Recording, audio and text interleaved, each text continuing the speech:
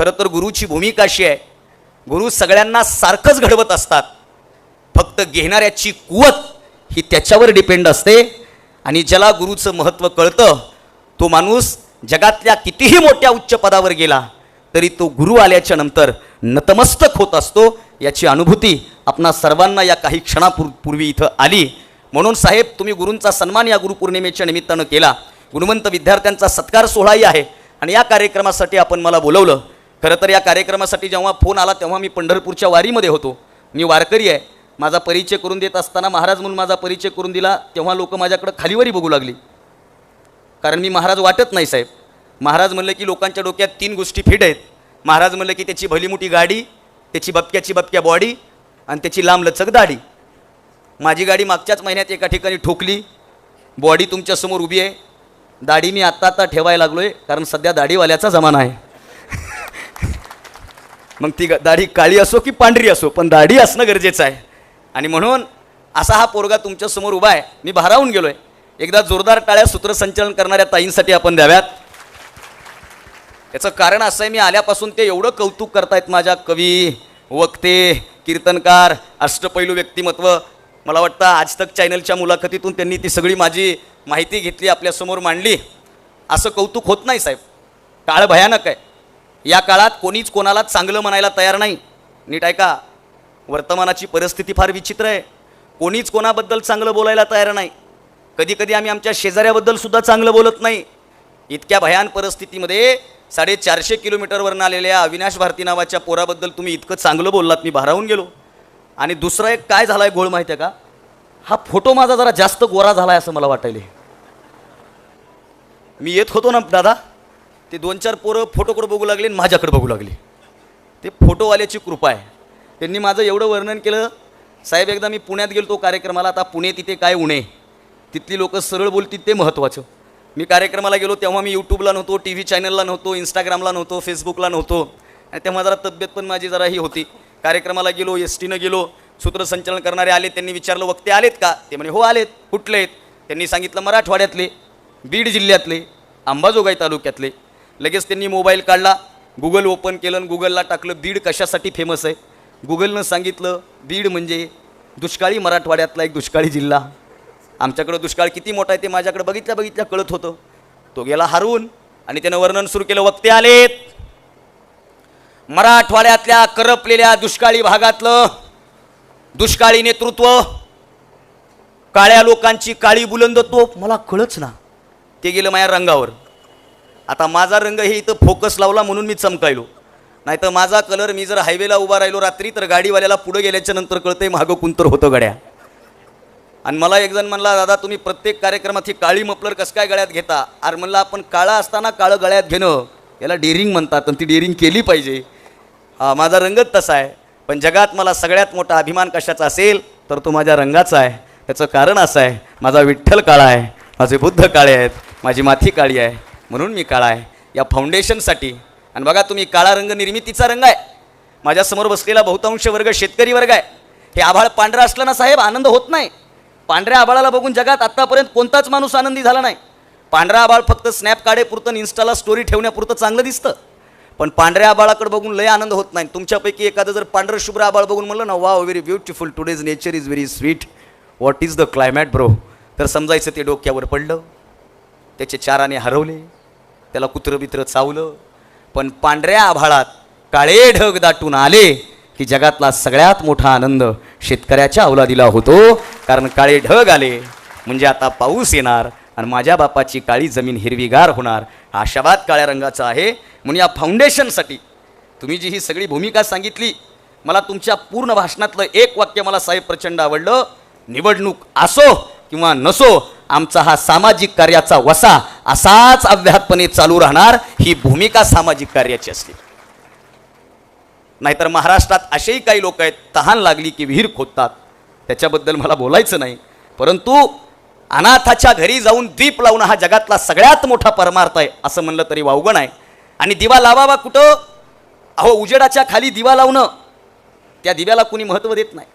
लक्षात ठेवा, अगोदरच्या काळात दिवाळी व्हायची, त्या दिवाळीमधला पहिला नियम असायचा दिवा लावायचा. आणि दिवा लावत असताना घरातली माय माऊली तो दिवा कधीच उजेडात लावायची नाही, तर पहिला दिवा हा काळोखात नेऊन लावला जायचा. त्याचं कारण असं आहे की उजेडात लावलेल्या दिव्याला किंमत नाही, पण काळोखात लावलेल्या दिव्याची किंमतच होऊ शकत नाही, ही वस्तुस्थिती आहे. म्हणून दिवा लावायचा आहे तर तुफानाच्या विरोधात लावावा. भीमकवी लोकशाहीर वामनदादा कर्डक यांच्या 4 ओळींनी व्याख्यानाचा आगाज करतो. वामनदादा फार सुंदर लिहितात साहेब. वामनदादा म्हणतात, काळ्या धरणी वरले काळे,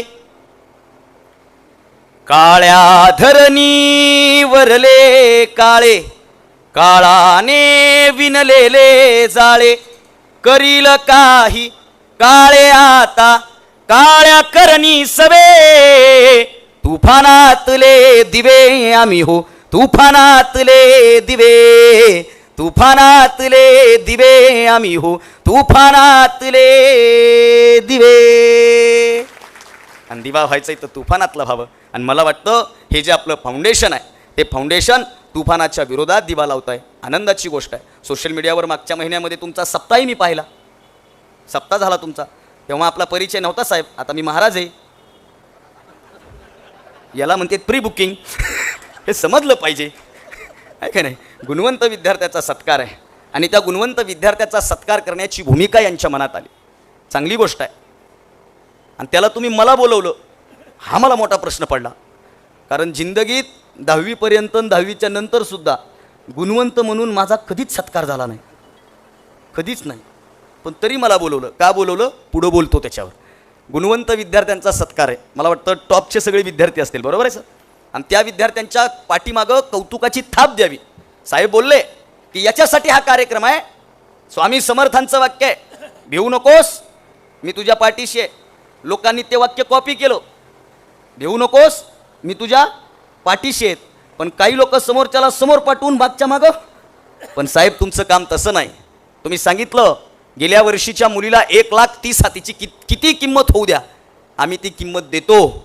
तिला स्कूटी हवी असेल तर स्कूटी देतो, पैसे हवे असतील तर पैसे देतो. त्याचं कारण आहे साहेब, एखाद्या मोठ्या व्यासपीठावर या लोकांचा, या विद्यार्थ्यांचा सत्कार होईल, त्यांना त्याचा आनंद होणार नाही. पण आपल्या मातृभूमीमध्ये त्यांचा सन्मान झाला ना, हा जगातला सगळ्यात मोठा सन्मान आज त्यांचा इथं होतो. आणि त्या निमित्तानं इथं मला बोलवलं आहे. खरं तर आज गुरुपौर्णिमा आहे, गुरूंचा सन्मान होतो. या विद्यार्थ्याच्या समोर फक्त 2 भूमिका सांगायच्यात मला आणि नंतर गुणवत्तेवर यायचं आहे. आज गुरूंचा सन्मान होणं ही काळाची गरज आहे. गुरूंचा सन्मान होत नाही असं नाही, पण गुरुच्या सन्मानाची व्याख्या आता बदलत चालली आहे. साहेब मी जरा ऑब्झर्वेशन करतो, तुम्ही बोलता बोलता एक वाक्य बोलले तेव्हा मागचे 3 जण हसले, यांनी मला लई मारले असं तुम्ही बोलले. आता शाळेमध्ये मारणं ही पद्धत बंद झाली साहेब, खरं सांगतो मी तुम्हाला. चला ही गुणवंत विद्यार्थी माझ्यासोबत बोला. तुम्ही 10वीपर्यंत शाळेत आला, तुमच्याकडे दप्तर होतं, असं तरी करा, होतं. School bag, water bag, 1 Rigi वही, 2 रिगी वही, कंपास पेटी, त्याच्यामध्ये सिस पेन्सिल, खोड रबर, शार्पनर, कर्कटक, 1 टोकाचं 2 टोकाचं. ते 2 टोकाचं कशाला वापरत होते मला 10वीपर्यंत कळलं नाही, पण होतं ते शाळेत. ते 2 टोकाचं होतं ना कर्कटक. माझा मित्र म्हणला रावीन असे कशासाठी आहे, म्हणलं मलाही माहीत नाही. ठुई इंट्रोलमध्ये जर कोणी सायकल नाही दिली तर ती पंक्चर करायला वापरा येईल, पण तू ठुई. परिस्थिती तशी होती. आणि आमचा काळ असा होता, म्हणजे मी बी लई म्हातारा नाही, पण आपल्या सगळ्यांचा काळ असा होता की आपल्या काळात ज्याच्याकडं कॅमलची कंपास पेटी त्याच्याकडं ॲपलचा मोबाईल असलेली फिलिंग होती. ज्याच्याकडं दप्तर तो सगळ्यात श्रीमंत अशी फिलिंग होती.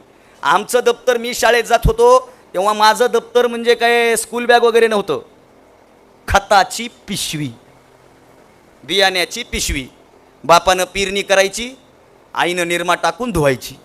आईच्या ओळखीची एक टेलरिंग होती म्हणून त्याला एक बंद होता आणि आपलं पेन्सिल ठेवायला एक कप्पा होता. ते दप्तर असं घ्यायचं, उड्या मारीत मारीत शाळेत जायचं. कशाची स्कूल बस आणि कशाचं काय. आणि जाताना बी एवढे हुशार होतो आम्ही, ते दप्तर असं धरायचं साहेब, असं असं. आणि शाळा सुटली ना मग असं उभं राहायचं. आणि त्याचा जर बंद तुटला ना, बीजगणित, भूमिती, इंग्रजी सगळं हवेत. पुन्हा धरायचं, पुन्हा दप्तरात कोंबायचं, पुन्हा दुसऱ्या दिवशी शाळेत जायचं. आमच्याकडं शिक्षणाची संसाधनं नव्हती, पण आमची शिकण्याची इच्छा तीव्र होती. म्हणून आज आम्ही या विचारमंचावर बसलेलो आहे, ही गोष्ट लक्षात ठेवा. दुसरी महत्त्वाची गोष्ट होती, आता हे पालक आलेत, ज्या ज्या विद्यार्थ्यासोबत पालक आलेत ना त्यांना मी कोटी कोटी प्रणाम करतो. कारण आत्ताचे पालक जागरूक झालेत, ते विद्यार्थ्याच्या पाठीशी उभे आहेत. साहेब माफ करा मला, पण आपला काळ असा होता की परिस्थितीमुळं आपल्या आईवडिलांना कधी शाळेत येणं झालं नाही. पालक मेळावे आपल्या शाळेत झाले होत नव्हते साहेब. मला तर माझे वडील पहिल्यांदा शाळेत घेऊन गेले ना. आताच्या लेकराला फार सुंदर शाळेत नेलं जाते, नटवून थटवून. मी परवा मागच्या महिन्यामध्ये एका शाळेच्या वेलकमच्या प्रोग्रामला गेलो. आलेल्या प्रत्येक लेकराला गुलाबाचं फूल देऊन स्वागत केलं. आल्या आल्या मी गपकन डोळे झापले, कारण 10वीपर्यंत मला गुलाब कुणीच दिला नाही. कुणीच दिला नाही गुलाबच दिला नाही. आम्हाला असं गुलाब बिलाब नाही. एकानं हात धरायचा, एकानं पाय धरायचा आणि मड आणल्यावर शाळेत आणायचं. माझे वडील आताचे पालक जागृत झालेत. विद्यार्थ्याला तयार करून स्कूल बसमध्ये नेऊन सोडतात. इंग्लिश स्कूलचा तर वेगळाच विषय. इंग्लिश स्कूलची बस परत यायच्या अगोदर मम्मी नावाची व्यक्ती बसस्टँडला जाऊन उभी राहते. लेकरू उतरायला बरोबर स्वतःचं दप्तर मम्मीकडे देतं, मम्मी दप्तर टाकते, मम्मी पुढं चलते, लेकरू मागं थकल्यावनी चलत चलत जातं. ही वस्तुस्थिती आहे. आम्हाला कधी एकदाच माझे वडील शाळेत सोडायला आले म्हणजे चल पिल्लून चल राजा नाही, चल मला नाही शिकायचं, चल मला नाही शिकायचं, तुला चल म्हणला ना. अहो मला शिकायचं नाही ना. मग इंटरनॅशनल खेळ सुरू झाला. मी पुढं, बाप महाग. बापानं बूट फेकायचा, मी चुकवायचा. 7 बुटं चुकवले, 22 मारले होते. बुटं खात खात शाळेत गेलो. गुरुजी बसलेले. गुरुजी म्हणजे गांधी टोपी कडक एकदम, टेबलवर असं खुर्चीवर बसलेले. रामराम घातला. अगोदरचे शिक्षक रामराम घालायचे. रामराम घातला. रामराम झाला की लगेच वडील म्हणले ह्याला घ्या शाळेत. गुरुजी म्हणले लाव कानाला हात. असा कानाला हात लावला की पोरगं पहिलीत होतं साहेब. इकडे कशी पद्धत आहे माहीत नाही मला. असं कानाला हात गेला की पहिलीत. मी लय हुशार, मी असा हात केला. वडिलांनं वरून हाणलं, कानापर्यंत हात गेला, पहिलीत गेलं. एक किस्सा आठवतोय मला. वडिलाला गुरुजींनी विचारलं जन्मतारीख. आता माझ्या वडिलाला वाचता लिहिता येत नाही. वडील म्हणले जन्मतारीख काही लक्षात नाही, पण नेमकं गणपती विसर्जन झालं होतं आणि डोळा लागला होता. लगेच दवाखान्यात जाऊ. गुरुजी म्हणले मला काय माहिती कधी गणपती विसर्जन झालं काय, मोठी आठवण सांगा मोठी. मग माझे वडील म्हणले हे जन्मलं आणि 15 मिनिटानंतर किल्लारीचा भूकंप झाला. म्हणजे मी जन्मलो तवाच भूकंप केलाय. हे काय माझ्यासाठी नवीन नाही. त्याच्याहून माझी तारीख ठरली 30 सप्टेंबर.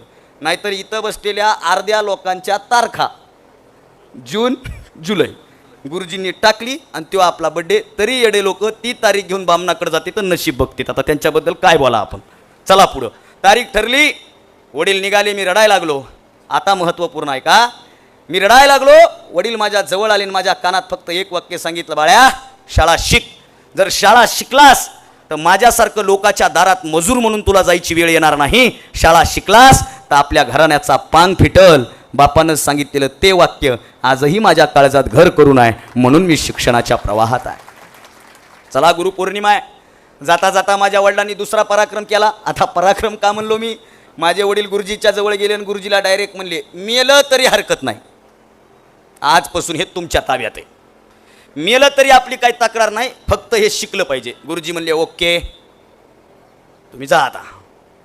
आणि माझ्या वडिलांनी दिलेल्या संधीचं माझ्या गुरुजींनी एवढं सोनं केलं, विचारायची सोय नाही. उठता बसता हाणायचे. बरं आता मोकळं बोलू का सर, कधी कधी बिनकामाचं बी हाणायचे. ही बी वस्तुस्थिती आहे. एके दिवशी घरी डब्बा झाला नाही, राग राग शाळेत आले. घरच्या डब्याचा राग ह्या डब्यावर काढायलेत, का मारायलेत ते कळना. रडता रडता म्हणलं गुरुजी का मारायलात, मागच्या शनिवारी कुठं होतास. अहो त्याचा राऊंड झाला हो, तरी मरणाचं मारलं. रडत रडत घरी गेलो आणि घरी जाऊन आईला म्हणलं आई मला सरांनी बिनकामाचं मारलं बघ. आई म्हणली थांब तू या बापाला येऊ दे. मला वाटलं बाप आल्याच्या नंतर गुरुजीच्या घरी मोर्चा जाईल. बाप आला, बापानं पुन्हा पालतं घालून तुडविलं. बाप म्हणला तूच काही तर केलं असशील, गुरुजी बिनकामाचं मारणार नाही. हा गुरुजीवर विश्वास होता. साहेब माफ करा मला, आता वर्तमानात काही बाप शाळेत जातात, नीट ऐका, काही बाप शाळेत जातात आणि गुरुजीला म्हणते नोकरी म्हणजे नोकरी करायची, पगारीपुरतं शिकवायचं, शाळेत कोणालाही हात लावायचा, पण आमच्या चिरंजीवाला हात लावायचा एक तर 9 12 वर्षानं झालंय हात लावायचा. आणि जर तुम्ही हात लावसाल तर मग तुम्ही आहे आणि मी आहे. गुरुजी म्हणले मला काय करायचंय, मी मारलं तरी तेवढीच पगार आहे आणि नाही मारलं तरी तेवढीच पगार आहे. पण वाक्य लिहून घ्या, ज्या दिवशीपासून शिक्षकांनी विद्यार्थ्यांना मारणं बंद केलं, आयुष्यातला शिस्त नावाचा प्रकार संपत चाललाय. आयुष्याला शिस्त लागण्यासाठी छडी लागे आणि विद्या येई. बघा किती कमी आवाज आला. नवीन लेकरांना ही कविताच माहीत नाही साहेब. अहो गुरुजीची दहशत एवढी होती, आम्ही जर गावात गोट्या खेळायलो तर 4 पोरं गोट्या खेळायचो आणि 5वा पोरगा झाडावर बसवायचो. कशाला? त्याला म्हणायचं फक्त गुरुजीची सायकल दिसली की वरून शिट्टी मार. आणि गुरुजीची सायकल दिसली की ते वरून शिट्टी मारायचं. 1.5 मिनिटामध्ये डाव आम्ही असा संपवून घरात जाऊन पुस्तक घेऊन बसायचो. आता ग्राउंडवर पोरं मॅच खेळतात, गुरुजी रस्त्यानं जातात, पोरं शिट्टी मारून गुरुजीला म्हणतात 6 बॉल टाकता का. वरून गुरुजी म्हणतात माझी बॉलिंग कमी आहे, मी बॅटिंग करतो, तुम्ही मला 6 टाका. भावांनो, इथल्या गुणवंत विद्यार्थ्यांना सांगणं आहे, गुरुवर तुमचा प्रचंड विश्वास असला पाहिजे, शिक्षकांवर तुमचा प्रचंड विश्वास असला पाहिजे. मागच्या वर्षी एक सोशल मीडियावर व्हिडिओ व्हायरल झाला. आदरणीय साहेबांनी सांगितलं या मोबाईलमधून आपण काय घेतलं पाहिजे हे आपल्याला कळालं पाहिजे. मोबाईल हे वरदान आहे, पण हे शाप की वरदान आपल्याला ठरवता आलं पाहिजे. साहेब मी मोबाईलच्या रोज पाया पडतो. तुम्ही म्हणताल कसं काय? या मोबाईलमुळे माझी एक व्हिडिओ क्लिप व्हायरल झाली आणि आपलं करिअर सेट झालं म्हणून हे माझं करिअर आहे. फक्त ते तुम्हाला वापरता आलं पाहिजे. याच्यामध्ये रील्स बघून टाइमपास करायचा आहे का आपल्याला काही घ्यायचं आहे? कारण रील्सचा पण घोटाळा असा आहे, इंस्टाग्रामला रील्स स्क्रोल करता करता एखादी अशी रील्स येते की त्याच्यामध्ये घोगऱ्या आवाजात ते माणूस म्हणतं न जाने मेरे जिंदगी में क्या चल रहा है, जिस दौर में भी चल रहा हूँ जिंदगी कुछ अलग ही मोड पर लेकर चल रही है. ती म्हणतं हे माझ्यासाठीच आहे, तू कर मेन्शन. बिलकुल नाही. याचा वापर आपल्याला करता आला पाहिजे. याचा वापर कसा करावा एकाच उदाहरणात सांगतो. तुम्ही बाजारात जावं आणि बाजारात जाऊन घराला लावायला कुलूप विकत घ्यावं. एका कुलपासोबत 2 चाव्या येतात. नीट आहे का? आता रूम पार्टनर वाढले म्हणून 3-4 चाव्या द्यायले कुलूपवाले पण अगोदर एका कुलपासोबत किती चाव्या यायच्या? 2 चाव्या यायच्या. तुम्हाला प्रश्न पडला पाहिजे यातली उघडायची चावी कोणती आणि लावायची चावी कोणती? 2 चाव्या आहेत ना, एकच कुलूप आहे आणि 2 चाव्या आहेत. आणि तुम्ही जर दुकानदाराला विचारलं का हो यातली उघडायची चावी कोणती आणि लावायची चावी कोणती, दुकानदार तुम्हाला मूर्खात काढेल. जसं तुम्ही आता मला मूर्खात काढून माझ्याकडे बघताय तसं. नीट आहे का? 2 चाव्या आहेत पण त्यातली एकच चावी उपयोगाची आहे. दुसरी पण एका वेळी एकच चावी उपयोगाची आहे. एकाच चावीनं कुलूप उघडतही आणि एकाच चावीनं कुलूप लागतही. फक्त ती चावी फिरवण्याची दिशा आम्हाला समजली पाहिजे. अगदी मोबाईलचं तसं आहे. याचा पण वापर कसा करायचा याची दिशा आपल्याला कळायला हवी. काळ भयानक आहे, प्रचंड प्रचंड भयानक काळ आहे. मोबाईलचा जमाना आहे, ऑनलाईन शिक्षण पद्धती आली आहे, चांगली गोष्ट आहे. पण याच्यातून गुरुचं महत्त्व किती कमी होत चाललंय. सोशल मीडियाचं बोलत होतो मी. मागच्या 1-2 वर्षापूर्वीची एक क्लिप व्हायरल झाली. साऊथचे काही कलेक्टर, IPS IAS अधिकारी त्यांच्या शिक्षिकेला भेटायला गेले. सगळ्या अधिकाऱ्यांचं वय 50-60 आणि शिक्षिकेचं वय 80-90च्या घरातली ती शिक्षिका. आणि ते विद्यार्थी आपल्या शिक्षिकेला भेटायला गेल्याच्या नंतर एक छडी आणतात. ती छडी शिक्षिकेच्या हातात देतात आणि ते म्हणतात मॅडम प्लीज आम्हाला मारा, कारण लहानपणी शाळेत असताना तुम्ही आम्हाला मारलं म्हणून आम्ही आज कलेक्टर पदापर्यंत जाऊन पोहोचलो. ही शिक्षकाच्या माराचं महत्त्व आम्हाला कळालं पाहिजे. विश्वास नावाची गोष्ट संपत चालली आहे गुरूंवरचा. आणि गुरूंवरचा विश्वास ज्या दिवशी संपला ना, आम्हाला आमच्या आयुष्याचा प्रवास कसा करायचा हे समजणं शक्य आहे. गुरुवर किती विश्वास असला पाहिजे. आपल्याकडं गुरुकुल नावाची पद्धत आहे. अगदी आता मोदी साहेबांनी नालंदा विद्यापीठाचं पुन्हा बांधकामाचं ते उद्घाटन मागच्या 2-3 महिन्यापूर्वी केलं. मी पाहिलं. गुरुकुल नावाची पद्धत आहे आपल्याकडं. सगळीकडे अगोदर गुरुकुल नावाची पद्धत होती, म्हणजे गुरुच्या घरी जाऊन शिक्षण घ्यावं लागायचं. गुरुच्या घरी. साहेब आता कसं आहे, इथं काही शिक्षण अधिकारी सुद्धा बसलेले आहेत. आता परिस्थिती कशी आहे, आता शिक्षक विद्यार्थ्याच्या घरी आहेत, होम ट्युशन. तुमच्या 2 मुलांचं मी एकदम व्यवस्थित शिक्षण घेतो. परिस्थिती विचित्र होत चालली आहे. ज्ञानोबारायांची ओवी आहे. संत ज्ञानेश्वर महाराज म्हणतात जेथ ज्ञान हा कुरुठा तेथ सेवा हा दारवंटा. आपल्याला जिथं ज्ञान नावाचा कुरुठा मिळवायचा आहे ना, तिथं गुरुच्या ठिकाणी जाऊन सेवा करणं काळाची गरज आहे. गुरुकुल होते आणि शिक्षकांवर विश्वास होता सगळ्यांचा. अगदी रामापासून सगळ्यांपर्यंत बघा गुरुच्या ठिकाणी जाऊन शिक्षण घेतलंय. एक कथा फक्त माझ्या वाचनात आलेली पारंपरिक ती तुमच्या समोर ठेवतो. एक आश्रम आहे, मन लावून ऐकातही गुणवंत विद्यार्थी आणि पालक मन लावून ऐका. ही समजली तरी माझं भाषण समजलं. एक आश्रम आहे, त्या आश्रमात 3 विद्यार्थी आहेत, त्यांचे एक गुरुजी आहेत. आणि गुरुजींना दुसऱ्या दिवशी प्रवचनाला बाहेर जायचंय. आणि गुरुजी रात्री सगळ्या विद्यार्थ्यांना बोलवतात आणि विद्यार्थ्यांना सांगतात उद्या मला प्रवचनासाठी बाहेर जायचंय. जी गुरुजी, आता आश्रम मी तुमच्या हवाली करून जातोय. जी गुरुजी, मी तुम्हाला एक काम सांगणार आहे, ते काम करणार का? विद्यार्थी म्हणले गुरुजी तुम्ही सांगाल ते करू. विद्यार्थ्यांना गुरुजींनी सांगावं आपला आश्रम नदीच्या किनारी आहे. इथून 500 मीटरच्या अंतरावर नदी आहे. हो गुरुजी. नदीला भरपूर पाणी आहे. हो गुरुजी. पण आश्रमात पाण्याची कमतरता आहे. हो गुरुजी. ऐका, मी एक काम सांगतोय. उद्या सकाळी नदीच्या पाण्यानं आश्रमाच्या जवळ असलेला हौद तुम्हाला भरायचा आहे. विद्यार्थी म्हणले ठीक आहे गुरुजी. रात्र झाली. सकाळी गुरुजी उठण्याच्या अगोदर विद्यार्थी उठले. एकानं घागर घेतली, एकानं कळशी घेतली, एकानं हंडा घेतला. तिघही नदी किनारी गेले. अर्ध्या तासामध्ये हौद भरला. गुरुजी उठले. उठल्या उठल्या गुरुजीला त्याच हौदातलं पाणी दिलं आणि विद्यार्थी बोलायला लागले, गुरुजी तुम्ही सांगितलेलं काम केलं, हौद आम्ही भरला. गुरुजींनी स्नान केलं आणि गुरुजींनी विचारलं, हौद भरला? हो भरला. आता मन लावू नये का? गुरुजी म्हणतायत तुम्ही मी सांगितल्यामुळे हौद भरला ना? हो. आता दुसरं काम करा. काय गुरुजी? भरलेला हौद रिकामा करा. 1 मिनिटामध्ये भरलेला हौद विद्यार्थ्यांनी रिकामा केला. आता ही कथा जुनी आहे म्हणून ठीक आहे.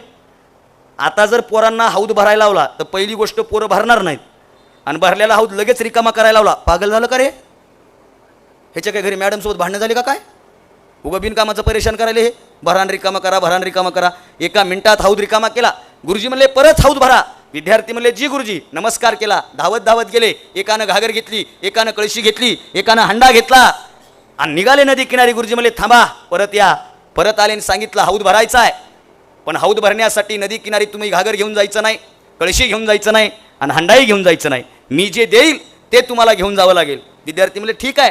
गुरुजी आश्रमाच्या कुटीत गेले आणि कुटीतून दुरड्या आणल्या. दुरडी कळते का? इकडे काही वेगळा शब्द असेल. आपण भाकरी चपात्या घरामध्ये ज्याच्यात ठेवतो काय म्हणतात इकडं? दुरडीच ना? दुरडी आणली आणि दुरडी विद्यार्थ्याच्या हातामध्ये दिली. आता दुरडीमध्ये पाणी बसतं का? नाही बसत.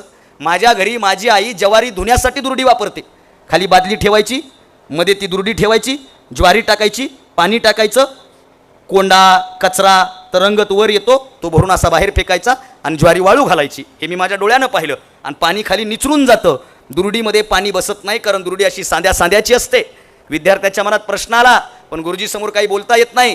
तिघांनी दुरडी घेतली. तिघही नदी किनारी गेले. गुरुजी आता प्रवचनाला निघून गेले होते. दुरडी अशी पाण्यात बुडवली, पाणी निचरून गेलं. दुरडी पाण्यात बुडवली, पाणी निचरून गेलं. बराच वेळ झाला. तिघापैकी एकाच्या डोक्यात विचार आला, गुरुजीनं उगं बेजारीचं काम लावलंय.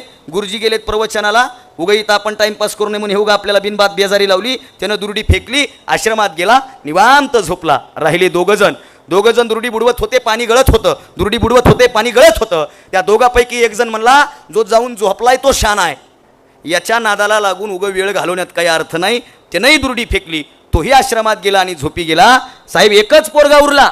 एकच पोरगा दुरडी बुडवत होता, पाणी गळत होतं. दुरडी बुडवत होता, पाणी गळत होतं. आणि दुरडीचं वैशिष्ट्य असं आहे, दुरडी ही बांबूपासून बनवलेली असते. आणि बांबूचा गुणधर्म असा आहे, बांबू जेवढा पाण्यात भिजतो ना तेवढा तो फुगत असतो. बराच वेळ दुरडी पाण्यामध्ये भिजलेली दुरडी फुगली आणि फुगलेल्या दुरडीच्या त्या सांधी बुजल्या गेल्या. सांधी बुजल्या गेल्यामुळं दुरडीमध्ये पाणी साठलं. एकट्या पोरानं आश्रमातला हौद भरला. साहेब संध्याकाळी प्रवचनावरून गुरुजी परत आले. ज्या 2 पोरांनी दुरड्या फेकल्या होत्या ना, ते दोन्ही पोरं गुरुजी समोर शर्मेनं मान खाली घालून उभे होते. दोघेही. आणि ज्या पोरानं दुरडी भरली होती ना, पाणी भरलं होतं ना, तो पोरगा मात्र असा अभिमानानं स्वाभिमानानं गुरुजीच्या समोर ताट उभा होता. आयुष्याचंही गणित असंच आहे, जो गुरुजीचं ऐकत नाही ना तो पुढच्या भविष्यात गुरुजी दिसले की शर्मेनं मान खाली घालतो. आणि जो गुरुजीचं ऐकतो ना तो गुरुजीसोबत स्टेजवर बसण्याच्या पात्रतेचा होतो. ही भूमिका आम्हाला समजायला हवी. चला पुढं. कथा इथं संपत नाही साहेब. गुरुजी त्या 2 पोरांना वाट लावतात. एक पोरगा जो हौद भरला त्याच्या खांद्यावर हात टाकतात आणि खांद्यावर हात टाकून बोलायला लागतात, का रे तू हौद कसा भरलास? तो म्हणला, गुरुजी तुम्ही आम्हाला दुरड्या दिल्या, प्रश्न निर्माण झाला, तुम्हाला काही बोलता येत नव्हतं, तुम्ही प्रवचनाला निघून गेले, आम्ही नदी किनारी गेलो, दुरडी बुडवत होतो, पाणी निचरत होतं, दुरडी बुडवत होतो, पाणी निचरत होतो. बराच वेळ असंच चालू होतं. पहिला गेला तेव्हा कॉन्फिडन्स गेला, दुसरा गेला तर तेव्हा तर पूर्णच कॉन्फिडन्स गेला. मग गुरुजी म्हणले 2 गेले तेव्हा तूही जायचं होतंस. गुरुजी माझ्याही मनात आलं दुरडी फेकावी, आश्रमात जाऊन झोपावं, 1000 वेळा माझ्या मनात आलं. पण गुरुजी एक गोष्ट सांगू, माझा आतला आवाज सांगत होता की ज्या अर्थी तुला हे काम तुझ्या गुरूंनी सांगितलंय त्या अर्थी याच्यामध्ये काहीतरी तथ्य असलं पाहिजे. गुरुजी माझा तुमच्यावर विश्वास होता, त्या विश्वासानं मी हा हौद भरू शकलो. आणि हाच नाही गुरुजी, पुढचा आयुष्याचा सुद्धा हौद मी तुमच्या ठिकाणी असणाऱ्या विश्वासामुळे भरू शकणार आहे. गुरुजीवर विश्वास असणं ही काळाची गरज आहे साहेब. वर्तमानामध्ये ही परिस्थिती राहिली नाही. प्रचंड विदारक परिस्थिती निर्माण होते. या गुरुपौर्णिमेच्या निमित्तानं फक्त व्हॉट्सअपला स्टेटस ठेवून भागणार नाही. मी आजच सकाळी एक मेसेज वाचला, मी आमच्या ग्रुपला आला. एका शिक्षकाला एका विद्यार्थ्यानं शुभेच्छा दिल्या गुरुपौर्णिमेच्या. ते शिक्षक त्याला म्हणले, हे बघ, तू मला शुभेच्छा देऊ नको, पण कोणाला सांगू नको मी तुझा गुरु आहे म्हणून. वाचला असेल तुम्ही पण. आता काहीला ह्याचा अर्थ उद्या कळाव. तू फक्त कोणाला सांगू नको तू माझा, मी तुझा गुरु आहे म्हणून.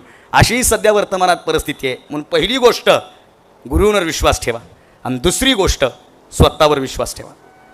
तुमचा जर स्वतःवर विश्वास असेल ना, या गुणवंत विद्यार्थ्यांना सांगणं आहे, तुम्ही आज 10वीला पहिले आले, 12वीला पहिले आले, यामध्ये तुमचं मोठेपण नाही. मी स्पष्ट बोलणारा पोरगा आहे.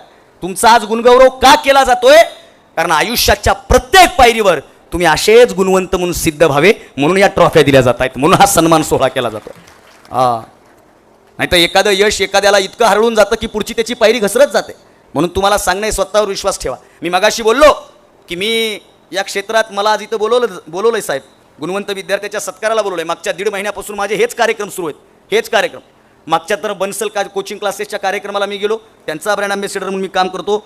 त्यांच्या कार्यक्रमाला गेलो, ते म्हणले आपल्याला गुणवंत विद्यार्थ्यांचा सत्कार करायचा आहे. आता मी इकडं ट्रॉफ्या बघितल्या, साहेब म्हणले एवढे गुणवंत, बापरे कमाल आहे. एवढे गुणवंत म्हणजे गुणवंतांची संख्या वाढणं. आणि मी एकतर प्रार्थना करेल, तुमचे हे 2 टेबलवर गुणवंताच्या ट्रॉफ्या ठेवल्यात ना, पुढच्या वर्षीपर्यंत तुम्हाला 10 टेबल लावावं लागतील आणि 1000 ट्रॉफ्या इथं निर्माण करावं लागतील. ही चुरस वाढाव.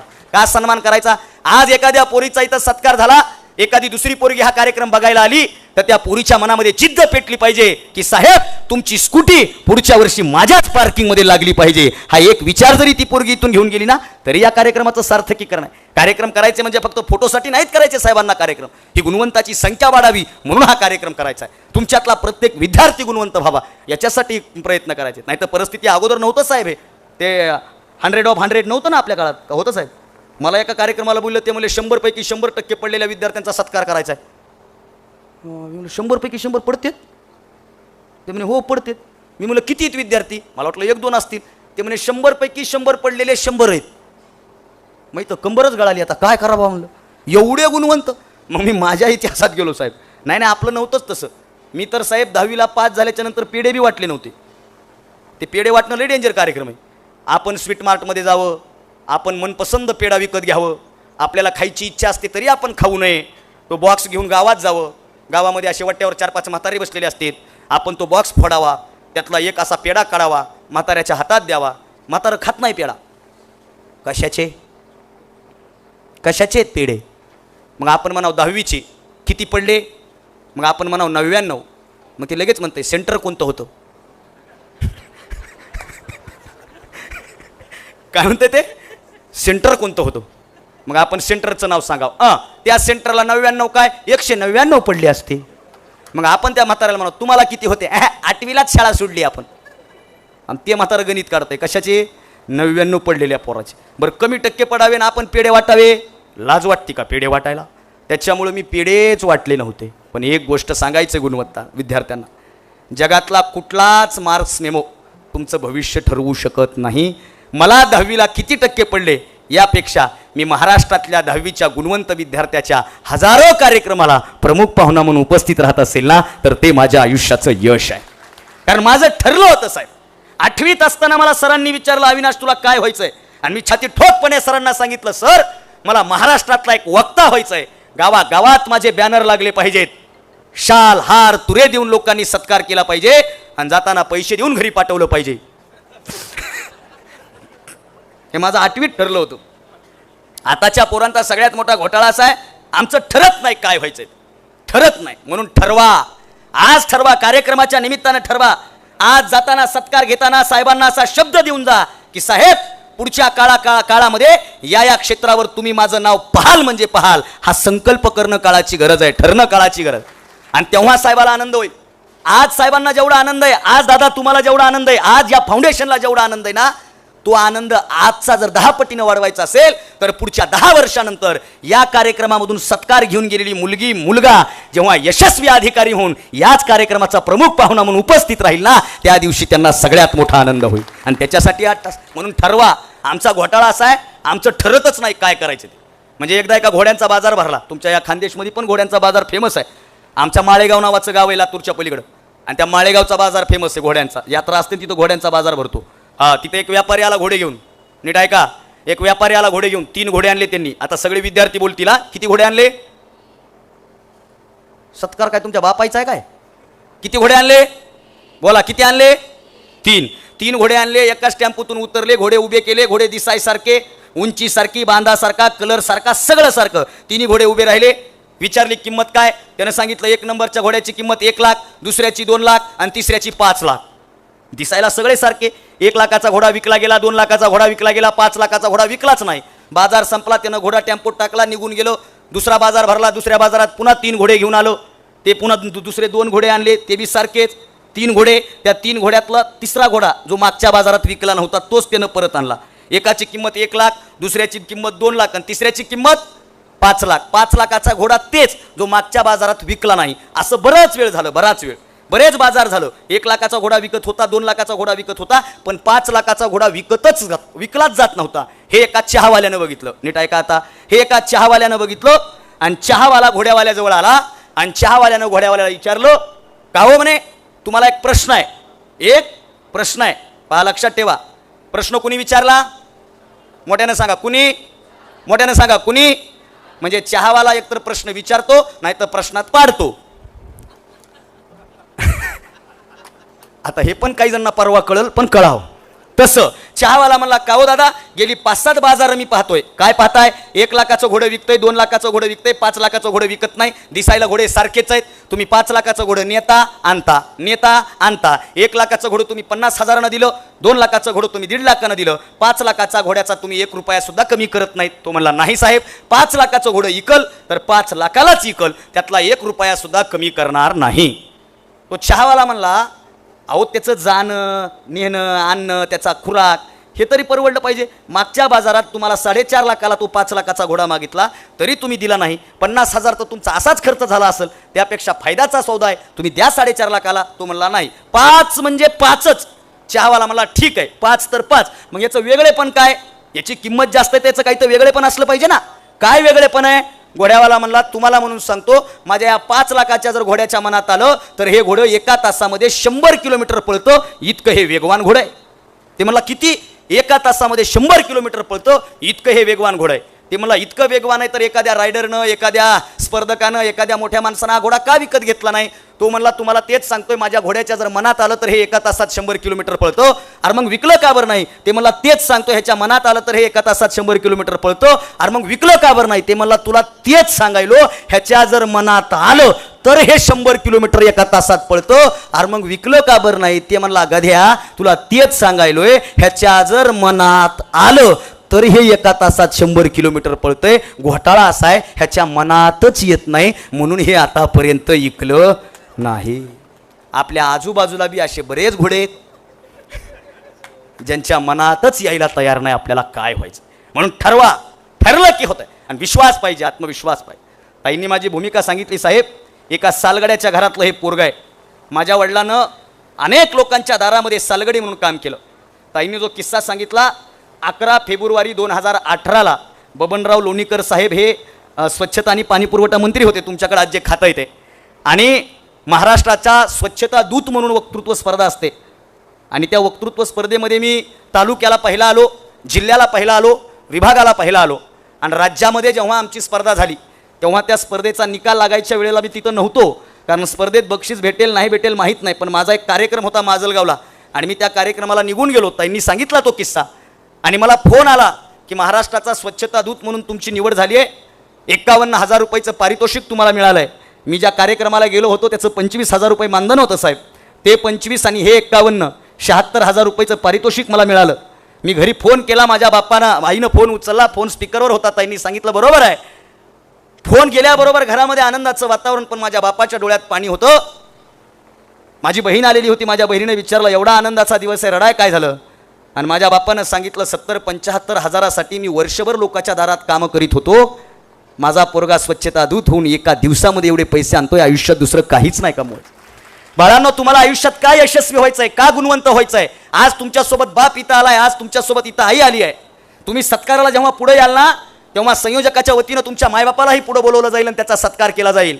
जो बाप आयुष्यात कुठल्याच सत्काराला पुढे गेला नाही ना, तो बाप आज तुमच्यामुळे स्टेजवर येतोय ना, ह्या एका गोष्टीसाठी तुम्हाला आयुष्यात यशस्वी व्हायचं आहे. एखादी पोरगी 10वी मध्ये मेरिटमध्ये यावी, 12वी मध्ये मेरिटमध्ये यावी, एखादा पोरगा 10वी 12वी मध्ये मेरिटमध्ये यावा, त्याचं बॅनर गावातल्या चौकात लागावं.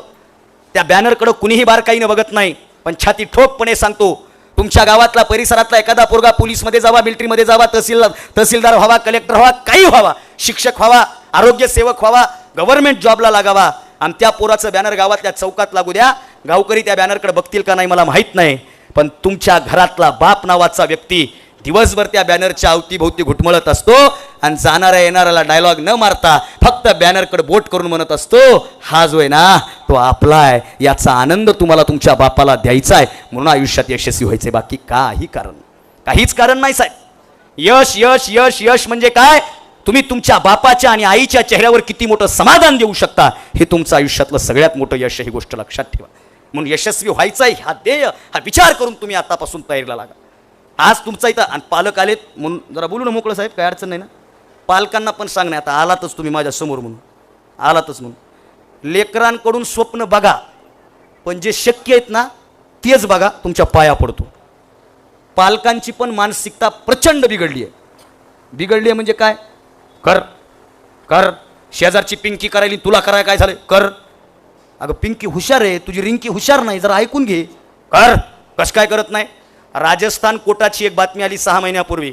राजस्थान कोटामध्ये GEE आणि नीटची तयारी करायला गेलेली पोरगी, तिनं सुसाईड केलं आणि सुसाईड नोट्सवर असं वाक्य लिहिलं की पप्पा मला माफ करा, आता माझ्याच्यानं हे होणार नाही. कारण त्या पोरीनं बापाला 10 वेळा समजून सांगितलं होतं की माझ्याच्यानं हे होत नाहीये, पण बापानं शेजारच्या सोबत शर्यत लावली होती म्हणून त्या पोरीचा बळी पडला. म्हणून पालकांनी सुद्धा सांगणं आहे, जे शक्य तेच करा. माझ्या मित्राचा बाप त्याला मला वकील होय, घडलेला किस्सा आहे. पोरगा म्हणला मला नाही वकील व्हायचं, ते मला होय वकील. दोघांची हमरी तुमरी प्रकरण माझ्यापर्यंत आलं. ते पोरगा मला महाराज तुम्हीच पप्पाला काहीतरी सांगा. मी आपलं काकाला बाजूला घेऊन गेलो, काका म्हणलं कशाला त्याला वकील करायला? ते म्हणला महाराज गप्पा, मला 3 केस ठोकायची, वकील घरचाच असला म्हणजे फी लागत नाही म्हणून ह्याला वकील हो म्हणालो. अरे तुमच्या केससाठी त्या पोराची बात केस का करताय म्हणून सांगणं आहे. आणि जरा यांना सदृढ करा. मी संभाजीनगरला राहिला होतो साहेब, आमचं मराठवाड्याचं SSC बोर्ड संभाजीनगरला आहे आणि संभाजीनगरला एक रिचेकिंगचा फॉर्म भर, माझा एक तो व्हिडिओ प्रचंड व्हायरल झाला. आणि ते रिचेकिंगच्या तिथे गेलो मी भेटायला एक जणाला. एक 45 वर्षाची महिला लाईनमध्ये उभी होती रिचेकिंगच्या फॉर्मला. मी म्हणलं हिनं काय 17 नंबरचा फॉर्म भरला का काय, कसं काय वाही डबल लाईनला? मला प्रश्न पडला ना. ब्रेक झाला त्यांना पाणी हवं होतं. ते मला म्हणल्या बाळा पाणी आणून देतो का? मी आपलं पाणी बॉटल त्यांना नेऊन दिली. त्यांना म्हणलं काकू तुम्ही कसं काय? ते म्हणे माझ्या मुलासाठी आले. म्हणलं काय झालं आहे? थोडेसे कमी आले टक्के आणि त्याच्यामुळे रिचेकिंगला आले. म्हणलं मुलगा कुठं आहे? कालपासून त्यानं काहीच खाल्लं नाही, फारच टेन्शन घेतलं आहे त्यानं. त्याच्या चेहऱ्यावर स्माईलच नाही. 2 हाना ना, कसं काय स्माईल येत नाही? हाना थोडं, लईच टेन्शन घेतलंय. कुठं आहे तो? गाडीत बसलाय. काय करायलाय? PUBG वगैरे खेळत असेल. टेन्शनमध्ये PUBG. आणि आई कुठं? लाईनला. मग मी म्हणलं काकू किती पडलेत? 98 पडलेत म्हणलं. किती? 98. गट गट गट गट बाटलीभर पाणी पेलो मी. म्हणलं मग काकू रिचेकिंगला कसं काय? 2 गेले कुठे? म्हणलं गोव्याला गेले असतील फिराय, येतील 15 दिवसानं परत. नाही 2 गेले कुठे? माझा मुलगा आउट ऑफ होता, 2 मार्क्स गेले कुठे म्हणून रिचेकिंगला आलोय. अहो 98 पडले तरी हे दुःखी आहे. आणि कोल्हापूरच्या एका पट्ट्याला 35च पडले. किती पडले? 35च पडले. त्यानं चौकात बॅनर लावलं. 35.80% होते त्याला. ग्राफिक्स डिझायनरकडे गेलं, 35 लहान केलं, 80 मोठं केलं. चौकात बॅनर लावलं, गावानं सत्कार ठेवला आणि सत्काराला उत्तर देताना म्हणलं तुमची काहीतरी गफलत झाली आहे. मला 35.80 पडलेत, 80 हा आकडा आवडला म्हणून मी मोठा केलाय, बाकी काही नाही. अरे 98 पडून हे दुःखी आहे, 35 पडून ते सुखी आहे. आम्हाला शिक्षणाची व्याख्या कळाली पाहिजे. म्हणून पालकांना सांगणं आहे, तुम्ही स्वप्न जरूर पहा, पण लेकरांवर बर्डन येईल इतके स्वप्न पाहू नका. यांना बोलायला कुणी नाही, हे तुमच्याशी बोलू शकत नाहीत, त्यांचा आवाज म्हणून मी बोलतोय. विचारा त्याला की खरंच तुझ्याच्यानं होतंय का? नसेल तर बाबा चल. नैराश्य वाढत चाललंय प्रचंड. मागच्या महिन्यात IIBला कार्यक्रम केला मी. IIBचे मेडिकलची तयारी करणारी सगळी पोरं माझ्यासमोर, आणि त्यांना चॅलेंज देऊन आलो, याच्यापैकी एकानं जरी सुसाईड केली तर आपलं नाव बदला. कमी टक्के पडले म्हणून मेलं असं म्हणलं तर मी तवाच मारायला पाहिजे होतं. काय लावलंय काय आम्ही? शिक्षण म्हणजे काय? कुठलाच मार्क्स मेमो तुमच्या आयुष्याचं गणित ठरवू शकत नाही. ही एक प्राथमिक गोष्ट तुम्ही अगोदर लक्षात ठेवा. बोलण्यासारखा प्रचंड मोठा विषय आहे भावांनो. तुम्हाला सगळ्यांना सांगणं आहे, आयुष्यात तुम्हाला मायबापासाठी यशस्वी व्हायचं, ही गोष्ट लक्षात ठेवा. समाज, गुरु हे सगळं आपल्याला धरून चालायचं आहे, दुसरं काहीच नाही. साहेब, माझा कीर्तनकार म्हणून उल्लेख झाला. झी टॉकीजला आत्तापर्यंत माझे 32 एपिसोड टेलिकास्ट झाले. आता पुढच्या आठवड्यामध्ये एक शूट आहे. झी टॉकीजला माझी प्रचंड कीर्तनं झाली. महाराष्ट्रभर कीर्तनाचा जागर करत फिरतोय मी. आणि मी कीर्तनकार का झालो? मी कीर्तन करतो. त्यात मी आता थोडं मोकळं बोलायला, म्हणजे मी माझं परिचयामध्ये मी पाठवलं होतं, साहेब मी PhD करतोय. डॉक्टर बाबासाहेब आंबेडकर मराठवाडा विद्यापीठामध्ये रामदास फुटाणेंचं समग्र साहित्य आणि आजची भाष्य कविता या विषयावर मी PhD करतोय. म्हणजे मी शिकल्याला महाराज आहे, ही डोक्यात ठेवा. म्हणजे आमच्या बी क्षेत्राचं असं झालंय, काहीच जमाना गेलं ना, चला महाराज व्हा. आमच्या क्षेत्रात झाले. 10वीला एक पोरगा नापास झाला, त्याच्या बापानं मला फोन केलाय, काय चाललंय दादा? म्हणलं काय नाही, कार्यक्रम चालू आहे, पोराचा एक विषय गेलाय, मग काही तर करा. आता मी काय करू? मग काय बोर्डात ओळख आहे का काय? नाही काही तर करा. म्हणलं काय करू सांगा? ते म्हणे पोरगा काय पास होत नाही, कुठं एखादी संस्था असली तर बघा. मी म्हणलं तिकडे एक गेलाय, इकडे एक पण निघायचं नाही, हे काही सोपं होय? मी कीर्तनकार का झालो साहेब? माझे व्याख्यान आहेत, मी कीर्तनं करतो. मी कीर्तनकार एकाच गोष्टीमुळे झालो. हा प्रसंग मला सांगणं गरजेचं वाटतं. माझा बाप मला कीर्तनकार हो म्हणला म्हणून मी कीर्तनकार झालो, दुसरं काहीच कारण. आणि माझ्या खानदानातला पहिला महाराज आहे मी, पहिला महाराज. माझे वडील दुसऱ्याच्या शेतात सालानं कामाला होते. एकदा एका मारवाडी समाजाच्या घरी माझे वडील नोकरीला होते, आमच्याच गावात. आणि तिथं एकदा एक महाराज आले आणि त्या महाराजाचे पाय धुवायला माझ्या बापानं पाणी काढून दिलं. माझा बाप घरी आला आणि घरी येऊन माझा बाप मला म्हणला, बाळा तुला काय व्हायचं आहे? म्हणलं मला इंजिनियर व्हायचं आहे, मी पॉलिटेक्निक साईडचा विद्यार्थी. माझे वडील म्हणले तुला इंजिनियर व्हायचं आहे, डॉक्टर व्हायचं आहे, काय व्हायचं आहे ते होय, पण माझी इच्छा आहे तू एकदा कीर्तन केलं पाहिजे, तू महाराज झाला पाहिजे. मग मी म्हणलं कसं काय हे मधीच, कसं काय? आपल्या घरात तर कोण नाही, घरात कोण नाही म्हणून तर तुला व्हायचं आहे. मी म्हणलं जमल का? आई म्हणली बघ ना, बाप म्हणाला तर कर ना. वडील लय हुशार. वडील म्हणले करणं होत असलं तर कर, नाही तर उठ निघितून. म्हणलं चॅलेंज करता? आणि एक वाक्य लिहून घ्या, नको त्या आयऱ्या गैऱ्याची चॅलेंज ॲक्सेप्ट करण्यापेक्षा आपल्या बापाची चॅलेंज ॲक्सेप्ट करा, आयुष्यात यश मिळतं. म्हणजे बाप म्हणला म्हणून कीर्तनकार झाला. आणि मी उन्हाळ्याच्या सुट्ट्यातला महाराज आहे. उन्हाळ्याच्या सुट्ट्या म्हणजे समर वॅकेशन. आमच्या गावाकडे समर वॅकेशन म्हणलं की काय गोष्ट होती माहिती का? चलती झाडे पाहूया मामाच्या गावाला. आणि त्यातली एक ओळ आवडायची मला, मामाची बायको सुगरणं रोज रोज पोळ्या शिकरणं. खानदेशमध्ये आहे का अशी एखादी मामी रोज पोळ्या खाऊ घालणारी? आमच्या मराठवाड्यात मामीनं लेकराला भाच्याला बघितलं की तिचा डायलॉग ठरलेला असायचा, आलं हे दलिंदर, ह्याला का घरी खायला भेटत नाही का काय, ह्याच्या नादानं माझे लेकरं बिघडले. मग तुझे लेकरं त्यांच्या मामाच्या गावाला जाऊ दे, पण आम्हाला आमच्या मामाचं गाव पाहू दे ना. मग उन्हाळ्याच्या सुट्ट्यामध्ये मामाच्या गावाला नाही गेलो. उन्हाळ्याच्या सुट्ट्यात कट्ट्यावर बसून शिट्ट्या मारत आयुष्याची थट्टा करण्यापेक्षा बापाची चॅलेंज ॲक्सेप्ट करून कीर्तनाचा फेटा बांधणारा हा पोट्टा महाराष्ट्रभर कीर्तन करत फिरायला लागला, फक्त बापाच्या चॅलेंजमुळं. महाराष्ट्रभर फिरलो. झी टॉकीजला माझा एपिसोड लागला साहेब. संध्याकाळी 6 वाजता माझा एपिसोड लागणार होता. अहो विचार करा, 10 वर्षापूर्वी माझ्या घरात TV, अहो घरच नव्हतं. आज टीव्हीवर पोरगं येणार, वर्तमानपत्रात बातमी आली तर लोक त्याचं कात्रण काढून स्वतःच्या नावाला अंडरलाईन करून चिटकून ठेवतात. आज पोरगं टीव्हीवर दिसणार आहे, 2 तास दिसणार आहे, जी सारख्या नेटवर्कवर दिसणार आहे. किती मोठा आनंद. गावात माझं बॅनर लागलं. माझ्या घरापासून 1.5 किलोमीटरच्या अंतरावर बॅनर होतं. माझे वडील दिवसभर बॅनरच्या भोवती होते. घरून जाताना माझ्याकडूनच 500 रुपये घेऊन गेले. कशाला? बॅनरपाशी उभा राहून सगळ्याला चहा पाजला माझ्या वडिलांनी. आणि माझे वडील एवढे हुशार, ज्या हॉटेलवर बॅनर लावलंय त्या हॉटेलमध्ये बसून चहा नाही पाजला, त्याच्या समोरच्या हॉटेलमध्ये बसून चहा पाजला. म्हणजे असा सुरकून पेलं की म्हणायचं आपलंय बरं. दिवसभर फिरले. 6 वाजता अख्ख्या गावात माझ्या वडिलाचा डायलॉग होता, टीव्ही लावाज, टीव्ही लावा, ओ टीव्ही लावाज. का? पोरगं टीव्हीवर आलंय. माझ्या वडिलाचा मित्र म्हणला आमची टीव्ही बंद आहे. अरे नवी घे पण तू लाव. एक जण मला बॅलन्स संपलाय, मी रिचार्ज मारतो पण तू टीव्ही लाव. का? पोरगं टीव्हीवर यायलाय. संध्याकाळी 6 वाजले, काटा आलाय माझ्या अंगावर. संध्याकाळी 6 वाजले, वडील आले, सोप्यावर बसले. माझी एंट्री झाली.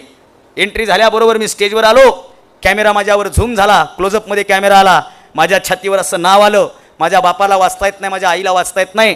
माझा बाप माझ्या आईकडे बघून म्हणतं, ए पोराचं नाव टीव्हीवर आलं. आणि माझी आई म्हणते, गप्पा मला दिसना का? वाचता तर दोघालाही येत नाही, दोघालाही वाचता येत नाही. आनंद टिपला. वडिलाच्या डोक्यात काय आलं माहीत नाही प्रताप भाऊ. माझे वडील उठले, देवघरात गेले. देवघरातून माझ्या वडिलांनी पंचीपाळ आणला, हळद कुंकू आणलं. माझे वडील टीव्ही जवळ गेले, गळ्यात रुमाल होता तो रुमाल काढला. माझ्या वडिलांनी टीव्ही असा पुसला, टीव्हीला हळद कुंकू लावलं. वडील आले, टी व्ही समोर कीर्तन ऐकत बसले. संध्याकाळी जेवण करताना डायनिंग टेबलवर मी माझ्या वडिलांना विचारलं, बाबा अहो आपला टी व्ही नवा नाही, आज दसरा नाही, दिवाळी नाही, लक्ष्मीपूजन नाही, तरी जुन्या टी व्हीला तुम्ही हळद कुंकू का लावलं? आणि माझ्या बापानं उत्तर दिलं, जाऊ दे ना, लावलं सोड. म्हणलं मला ऐका, सांगा का लावलं? आणि माझे वडील बोलून गेले, येड्या ह्या डबड्यात आतापर्यंत दुसरा हिरो बघितला, आज माझा हिरो डबड्यात गेला म्हणून डबड्याला हळद कुंकू लावलं. त्या दिवशी मी माझ्या डायरीत एक वाक्य लिहून ठेवलंय. काय वाक्य आहे? की माझ्या बापासाठी जर मी हिरो असेल ना, तर मी मरेपर्यंत माझ्या आयुष्याचा हिरो माझा बाप असला पाहिजे. ही गोष्ट लक्षात ठेवा. बापासाठी यशस्वी व्हायचं काहीच नाही. मागच्या महिन्यात लातूरला दयानंद सभागृहात कार्यक्रम केला. 6 PSI लोकांचा सत्कार माझ्या हातानं. आता PSIचा सत्कार मी करायलोय. माझा एकच डायलॉग होता, ओळख राहू द्या, जॉईन झाल्यास कुठं गाडी बिडी अडविली तर तेवढी सोडवून द्या, दुसरा काय आपला फायदा आहे, एवढंच फक्त लक्ष ठेवा. एवढंच. एक लांबजण्या नावाच्या गावातली मुलगी PSI झाली. अडाणी घरातला बाप, अडाणी शेतकरी घरातली पोरगी, सगळ्या कुटुंबाचा सत्कार झाला साहेब. आता मुलीच्या गळ्यात हार कसा टाकावा म्हणून मी तो हार घेतला आणि तिच्या बापाच्या गळ्यात टाकला. टेबलवर दुसरा हार होता. इतका भोळा बाप होता ना, त्यानं तो हार उचलला आणि माझ्या गळ्यात टाकला. सत्कार सोहळा झाला. स्टेजवरून पोरगी खाली उतरत होती. पोरीनं शेक हँड केला, तिच्या भावानं शेक हँड केला, स्टेजवरच्या सगळ्या लोकांनी शेक हँड केला. त्या अडाणी बापाच्या लक्षात आलं, सत्कार झाल्याच्या नंतर हातात हात द्यावा लागतो. त्यानं माझ्या हातात हात दिला, बाजूच्याच्या हातात हात दिला, सगळ्याच्या हातात हात दिला. पलीकडून एक पोरगा ट्रे घेऊन येत होता, ट्रे घेऊन दुसऱ्या सत्काराचा. इतका भोळा बाप होता ना, त्यानं ट्रे हातात असलेल्या पोराचा हात घेतला आणि स्वतःच्या कपाळाला लावला. आपल्या बापाचा हा भोळेपणा आपल्याला स्टेजवर एक दिवस मिरवायचा आहे, म्हणून आयुष्यात यशस्वी व्हायचंय, बाकी काही कारण. म्हणून लक्षात ठेवा, यश मिळवायचंय म्हणजे मिळवायचंय, मिळवायचंय म्हणजे मिळवायचंय. का? यांची स्वप्न आपल्याला पूर्ण. आणि प्रतिकूल परिस्थितीचं रडगाणं करू नका. आज तरी तुमच्या पाठीमागं गुलाबराव पाटील साहेबांसारखं हे फाउंडेशन उभं आहे. साहेबांचा संघर्ष मला सांगायची गरज नाही. साहेब भाषणात सांगतात, एक टपरीवाला मंत्रीपदापर्यंत जाऊन पोहोचू शकतो. हे संघर्षाचं मुहूर्त मिळेल, उदाहरण आहे तुमच्या. संघर्षाला घाबरायचं नाही. आणि ज्याच्या वाट्याला संघर्ष येत नाही ना, त्याच्या जगण्याला काही अर्थ नाही साहेब. सॉक्रेटिस नावाचा तत्ववेत्ता सांगतो, ही नियती त्याच माणसावर संकट देते ज्या माणसामध्ये ती पेलण्याची क्षमता जास्त असते. म्हणून ही गोष्ट लक्षात ठेवा. नाही तर एवढूसं संकट आलं, तेवढूसं संकट आलं, काही नाही. संकटात तू एक असाही. पूजा भडांगे नावाची आमची कवयित्री आहे साहेब, ती असं लिहिते, संकटात तू एक असाही, स्वागताला मीच आहे. नीट ऐका, संकटा तू एक असाही, स्वागताला मीच आहे. तू बिलिंदर मान्य, पण मी तुझ्याहून नीच आहे. हे जोपर्यंत आम्ही संकटाला दाखवणार नाहीत ना, तोपर्यंत यश मिळणार नाही. म्हणून संकट आलं घाबरायचं नाही, कमी टक्के आले घाबरायचं नाही, जास्त टक्के आले म्हणजे हुरळून जायचं नाही. या 4-5 गोष्टी जरी तुम्ही लक्षात ठेवल्या ना, तरी मला वाटतं या कार्यक्रमाचं सार्थकीकरण आहे. साहेब, या कार्यक्रमाच्या निमित्तानं तुम्ही गोरगरीब घरांच्या घरी जाऊन अन्नदान देताय. 100 लोक उपाशी राहत असतील तर त्यांच्या घरापर्यंत टिफिन जातोय. आम्हाला भजनामध्ये आम्ही म्हणायचो, कभी प्यासे को पाणी पिलाया नाही, बाद अमृत पिलाने से क्या फायदा. अरे अमृत देऊन उपयोग नाही, ज्याला खरंच तहान लागली ना, त्याला घोडभर पाणी जरी दिलं ना, तर जगातलं सगळ्यात मोठं पुण्य तुम्हाला लाभल्याशिवाय राहत नाही. ह्या साध्या साध्या गोष्टीत बोलण्यासारखा बराच मोठा विषय. आपण या निमित्तानं मला बोलवलं, या निमित्तानं तुम्ही माझा सत्कार केला, या निमित्तानं तुम्ही माझा सन्मान केला, त्याबद्दल तुमच्या सगळ्यांचे आभार आहेतच. आपल्याला यशस्वीची आहे ना वेळ? मला सांगा, बोलू ना? नाही थांबायचं असलं थांबतो मी. यशस्वी व्हायचं आहे सगळ्यांना, बरोबर आहे. मला एवढा किस्सा सांगतो आणि थांबतो. 3 Idiots नावाचा चित्रपट बघितला का? जरा पिक्चर बघायचा नाद आहे ना आपल्याला. 3 Idiots बघितले पाहिजे बरं. पिक्चर बी बघितले पाहिजे. आपलं फक्त त्या पिक्चरमधून काय घ्यायचं आपल्यावर डिपेंड आहे. त्या 3 Idiots नावाच्या चित्रपटात एक डायलॉग आहे आमिर खानचा. तो म्हणतो, काबिल बनो, कामयाबी के पीछे मत भागो, काबिल बनो. हे आमच्या पोरांनी ऐकलं, पोरं काबिल बनले. कोणता काबिल बनले? आंधळा ऋतिक रोशन. मैं तेरे काबिल नाही, तू मेरे काबिल नाही. आंधळं उडू उडू फायटिंग करायले, ते आमचे आदर्श. मागं कबीर सिंग नावाचा चित्रपट रिलीज झाला. सगळेच पोरं दाड्या बिड्या वाढवून, गॉगल बिगल लावून कबीर सिंग व्हा, 100% कबीर सिंग व्हा. पण बेवडा कबीर सिंग होऊ नका. मेडिकल कॉलेजचा टॉपर कबीर सिंग व्हा. ही एक साधी गोष्ट तुमच्या लक्षात यावी. 3 Idiots नावाच्या चित्रपटातली ती भूमिका मला आवडते. राजू रस्तोगी नावाचा पोरगा मेडिकलच्या त्या डीनच्या ऑफिसमधून खाली उडी मारतो. त्याला हॉस्पिटलमध्ये दाखल केलं जातं आणि ते गाणं वाजतं, जाने नाही देंगे हमें तुम्ही. ते दोस्त त्याला जातात, सगळे त्याला आणतात. ते इथं भेंडीचा भाव लिहायला जातो, बरोबर आहे. तो होशमध्ये येतो. आता शेवट सांगतो, होशमध्ये आल्याच्या नंतर त्याला सुट्टी होणार असते. व्हीलचेअरवर तो बसलेला असतो. तो बाहेर येतो, हॉस्पिटलमध्ये टॅक्सी येते आणि टॅक्सी आल्याबरोबर ती नर्स असं म्हणते, क्या टॅक्सी आपने बुलाई है? तो राजू म्हणतो हाँ मैंने बुलाई है. फरहान म्हणतो क्यों, तू भी चल रहा है मेरे साथ? तो म्हणतो नहीं, जाते जाते तुझे तेरे घर पे ड्रॉप करूंगा और मैं इंटरव्यू के लिए जाऊंगा. क्यों, मैं क्यों नहीं जाऊंगा? तेव्हा तो तिकडून आमिर खानची करीना कपूर उभी असते, ती म्हणते क्योंकि मुझे नहीं लगता ये लेटर पढ़ने के बाद तुम इंटरव्यू के लिए जा पाओगे. क्या है उस लेटर में? अंग्रेज इस्तेवाल है, हंगरी से उस लेटर आया है, कोई अंग्रेज इस्तेवाल है जो तुझे अपना असिस्टेंट बनाना चाहता है. तेरे तस्वीर देखकर वो पगला गया है, कहता है कि स्टाइपेंड भी देगा, पेमेंट भी देगा. त्या फरहान नावाच्या पोराला आनंद होतो आणि त्या पोराच्या दुसऱ्या क्षणाला दुःख होतं. तो म्हणतो अब्बू नहीं मानेंगे. जा जा अब्बू को मना, 50 साल बाद इसी हॉस्पिटल के किसी कोने में बेड पर लेटा हुआ होगा, तब सोचेगा हाथ में लेटर था, दरवाजे पे टैक्सी थी, अगर घर जाता और अब्बू से बात करता तो जिंदगी कुछ और होती. जा. सगळा प्रसंग माहिती आहे. इकडे बापानं घरी लॅपटॉप घेतलेला असतो, आईला आनंद असतो, बाप आईला विचारतो क्या लगता है, पसंद आएगा जनाब को? इतक्यामध्ये दरवाजा वाजतो आणि दरवाजा वाजल्याबरोबर फरहान नावाचा पोरगा बापाला दिसतो. क्या हुआ, क्यों आए, आज तुम्हारा इंटरव्यू था. फरहान नावाचा पोरगा म्हणतो नहीं अब्बू, मैं इंजीनियर नहीं बनना चाहता. अब्बू नहीं बनना चाहते? लोग क्या कहेंगे, कपूर साहब क्या कहेंगे, फाइनल ईयर में आकर छोड़ दिया कहेंगे. नहीं अब्बू, अगर बन भी गया ना तो बहुत खराब इंजीनियर बनूंगा अब्बू, मैं फोटोग्राफर बनना चाहता हूँ. अब्बू वो रांचो अभी भी तुम्हारे दिमाग के साथ खेल रहा है, क्या चल रहा है, फिल्म देख कर आए हो, फिलोसॉफी मार रहे हो? तो म्हणतो नहीं अब्बू, मैं आपको मनाना चाहता हूँ. कपूर साहब क्या सोचते हैं, लोग क्या सोचते हैं, इससे मुझे फर्क नहीं पड़ता. आप क्या सोचते हो इससे मुझे फर्क पड़ता है, क्योंकि मेरे रूम में एसी लगाकर खुद गर्मी में कपूर साहब नहीं आप सोए थे अब्बू, इसलिए मैं आपको मनाना चाहता हूं. बापाला राग येतो. आई म्हणते छोड़ दो, परेशान है बेचारा, खुदा न करे राजू जैसा कुछ गलत कर बैठा, बस अब बचा ही क्या है, कुछ बोल पडेगे तो कूद पडेगे जनाब. बाप राग राग जातो, सोप्यावर बसतो आणि फरहान नावाचा पोरगा बापाच्या समोर गुडघ्यावर बसतो. तुम्ही हजारदा पिक्चर पाहिला, ही गोष्ट नाही पाहिली तुम्ही. फरहान नावाचा पोरगा बापासमोर गुडघ्यावर बसतो आणि लक्षात ठेवा, जो पोरगा मायबापासमोर गुडघ्यावर बसून मायबापाला मनवतो ना, तो पोरगा आयुष्यात कधीच यशस्वी होत नाही.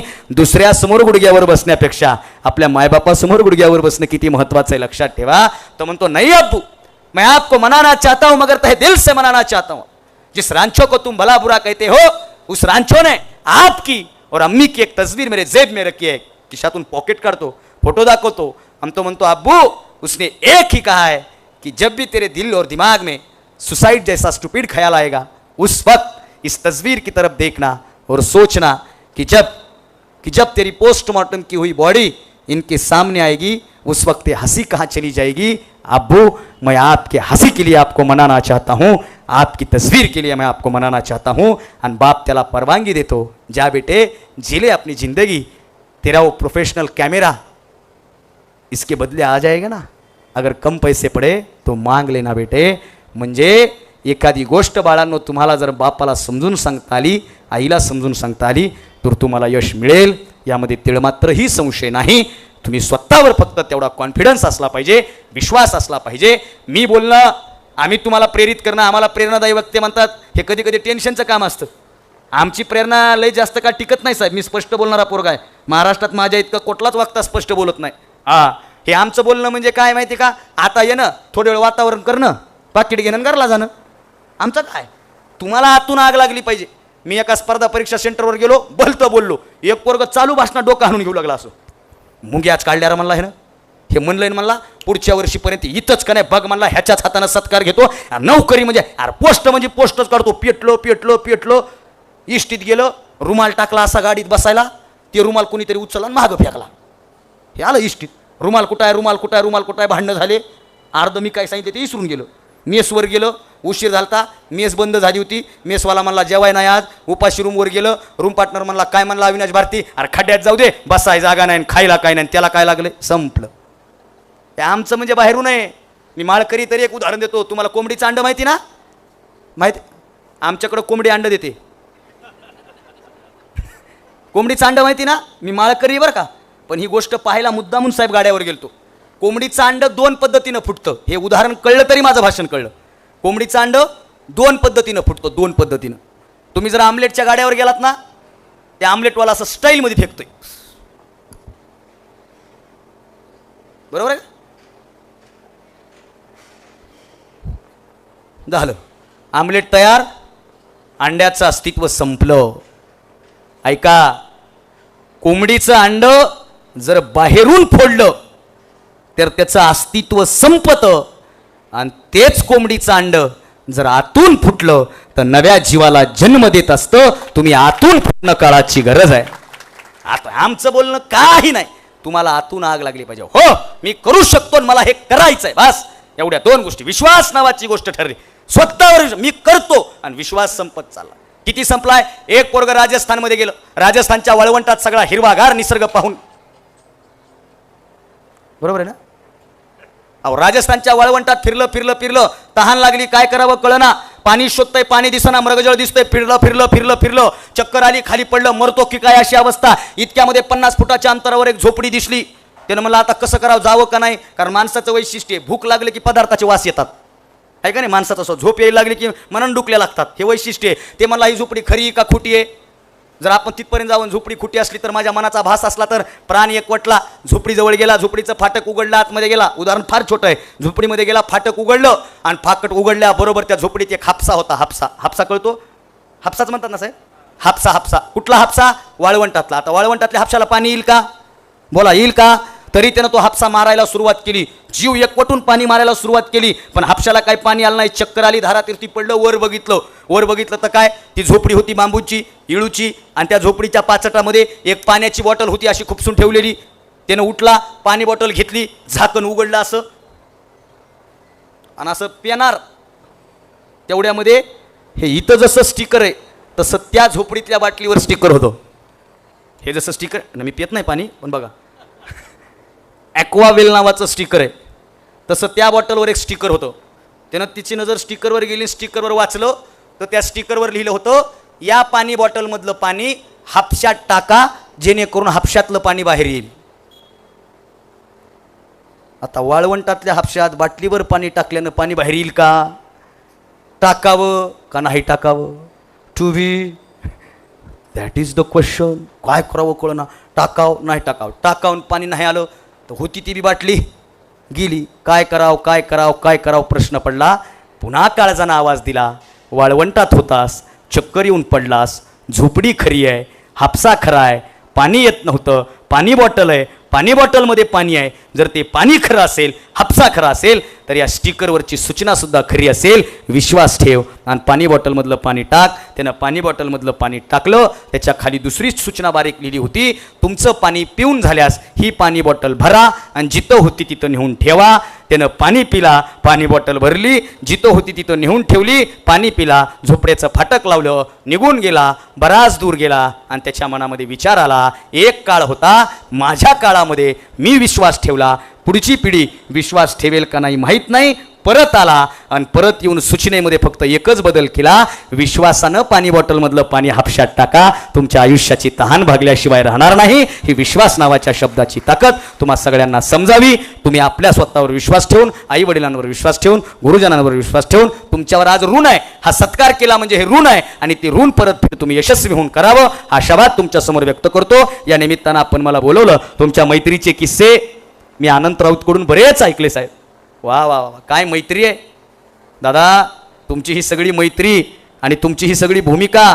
मित्र म्हणून तुम्ही सगळेजण एकत्रित येणं. खरं तर धनराजजी कासट सर हे माझ्या एक बऱ्याच दिवसापासून कॉन्टॅक्टमध्ये आहेत, आणि दादा प्रताप दादा तुमच्या सगळ्यांची मैत्री पाहून अनंतराव तिथं बोलून गेलाय, पण मैत्रीची पण व्याख्या वर्तमानामध्ये बदलत चालली साहेब. मी मित्रामुळे इथं आलो आहे, अनंताचा मला फोन आला होता, मैत्रीची व्याख्या बदलली साहेब.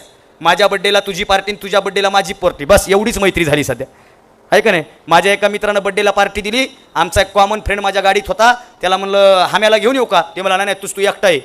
अरे म्हणलं हाम्या आपला कॉमन फ्रेंड आहे. नाही तूच तू एकटा आहे. मी हाम्याला म्हणलं काय झालं? काय नाही म्हणलं, सकाळी आम्ही एकमेकाला राम घातला. मग तुझं त्याचं खटकलं काय? मी त्याला बाजूला जाऊन फोन केला, म्हणलं मी बाजूला आलोय, हाम्याला का बरं नाही आणायचं? तो मला नाही, हाम्यानं माझी पोस्ट टाकली नाही, स्टेटस ठेवलं नाही, इन्स्टाला स्टोरी नाही, व्हॉट्सअपला मेसेज नाही, मग त्याला कशाला पार्टीला? लक्षात ठेवा, व्हॉट्सअपला स्टेटस ठेवणारा, इन्स्टाला स्टोरी टाकणारा आणि फेसबुकला पोस्ट टाकणारा आपला मित्र असतो. आयुष्यात आपली पोस्ट करणारा, आपली स्टोरी रंगवणारा आणि आपलं स्टेटस निर्माण करणारा आपला मित्र असतो. तुमच्या मैत्रीला कोणाची नजर लागू नये, कारण मैत्रीचं व्याख्या, माझं एक व्हिडिओ व्हायरल झाला की जगाच्या या बाजारात जरा जपून चाल मित्रा. तुमच्या मित्राच्या यादीत हे नाव एक ॲड करा की या जगाच्या या बाजारात जपून चाल मित्रा. मन लावून आहे का? जगाच्या या बाजारात जरा जपून चाल मित्रा, सांगताच येत नाही तोल कुठं जाईल की र मित्रा. तू सरळ मार्गानं चाल मित्रा, इथल्या वाटा वाकड्या आहेत. तू सरळ मार्गानं चाल मित्रा, इथल्या वाटा वाकड्या आहेत. जागोजागी कोल्हे कुत्रे आणि लांडग्याच्याच टेकड्या आहेत. तू ताठ मानेनं चाल मित्रा, इथं स्वभाव भित्रा भावत नाही. तू ताठ मानेनं चाल मित्रा, इथं स्वभाव भित्रा भावत नाही. आणि हातामध्ये खऱ्या मित्राचा हात असेल तर कुठलाच कुत्रा चावत नाही, कुठलाच कुत्रा चावत नाही. ही भूमिका तुम्ही लक्षात ठेवा. हा कार्यक्रम उत्तरोत्तर असाच वाढत जावा. इवलेसे रोप लाभियले द्वारी, त्याचा वेलू गेला गगनावरी. तेव्हा संत नामदेव महाराज म्हणतात, हरिनाम वेली पावली विस्तार, फली पुष्पी भार ओल्हावली. अनेक फळं अनेक पुष्प तुमच्या या उपक्रमाला लाभावे हा प्रचंड मोठा आशावाद व्यक्त करून, बोलण्याच्या ओघात माझं काही चुकलं असेल, कोणाच्या भावना दुखावल्या गेल्या असतील तर अंतःकरणापासून माफी मागतो. खरं बोलल्यामुळं कोणाला वाईट वाटलं असेल तर वाटू जा, ते वाईट वाटावं म्हणूनच मी खरं बोललो. कारण खरं बोलणं ही वर्तमानात काळाची गरज आहे. ते माझं स्पष्टपणानं मी खरं बोलण्याचं काम करतो. आणि मी माझ्या भाषेत बोलतो साहेब. आता मी खानदेशमध्ये, आणि तुमचे पण भाषणं तुम्ही तुमच्या शैलीत बोलता म्हणून गाजले. आता मी PhD करतोय, मराठीत PhD करतोय म्हणून मी लय शुद्ध मराठी बोलण्याचा आव आणीत नाही. मला बोलता येतंय ना, नाही तर मी तुमच्यासमोर बोलू शकलो असतो. विद्यार्थी मित्रांनो, आयुष्यात यशाची पायरी चढत असताना तुम्हाला वेगवेगळे संघर्ष समोर येतील. संकटांना तुम्हाला सामोरी जात मला जमतच नाही. ते मी माझ्या आईच्या भाषेत बोलतो. आता एवढ्या लांब आलोय, 3 दिवस झालं घराच्या बाहेर आहे. मी घरी जावं आणि घरी जाऊन म्हणावं, मातोश्री उठा बरं, जाग्या व्हा. आपणास माहिती आहे, नामदार गुलाबरावजी पाटील साहेब यांच्या मतदारसंघात त्यांच्या जन्मगावामध्ये आयोजित केलेल्या गुणवंत विद्यार्थ्यांच्या सत्कार सोहळ्यासाठी आम्ही गेलो होतो. मातोश्री तब्बल 12-13 तासाचा प्रवास करून आम्ही तुमच्या समोर आलेलो आहोत. मातोश्री हा अखंड प्रवास करत असताना पोटामध्ये थोडासा यज्ञकुंड सुरू झाला आहे. कावळ्यांची किवकिव वाढलेली आहे. आणि ह्या भुकत्या आतुरी तुटत असताना आम्ही तुमच्या चरणावर विनंती करतो, स्वयंपाकगृहामध्ये जा, अन्नपूर्णा मातेला प्रसन्न करा आणि तुमच्या पवित्र करकमलांनी पंच नाही तर नाही खिचडी नामक एकतरी पक्वान्न पकवा आणि आमच्या पोटाचा अग्नी तृप्त करा. आई म्हणेल, ह्याला काय कुत्रं चावलं, ह्याची गाडी कुठं ठोकली, काही डोक्यावर पडलं, ह्याला नेमकं झालंय काय. पण तिथंच मी जाऊन म्हणावा, आई मला लय भूक लागली ग. रात्रीचे 1, 2, 3 किती वाजलेले असू द्या, आई गरमागरम करून लेकराला जीव घालते. आईला आईच्या भाषेत बोललेलं आवडतं, मला माझ्या भाषेत बोललेलं आवडतं. आणि मी या खानदेशमध्ये आलोय म्हणजे संत बहिणाबाईंच्या भूमीमध्ये आलोय. अरे ज्या बहिणाबाईंनी ही खानदेशीची गोडी मराठीला सुद्धा लावली, त्या उत्तर महाराष्ट्राच्या या विद्यापीठात बहिणाबाईंचं नामकरण झाल्याच्या नंतर बहिणाबाईंच्या या भूमीमध्ये आलो असताना एक कवी म्हणून त्यांनी जे आम्हाला दिलंय, या कवी मनाला जे दिलंय, त्या भूमीकडून आपण सगळ्यांनी जावं. कार्यक्रमासाठी सगळेजण उपस्थित राहिले.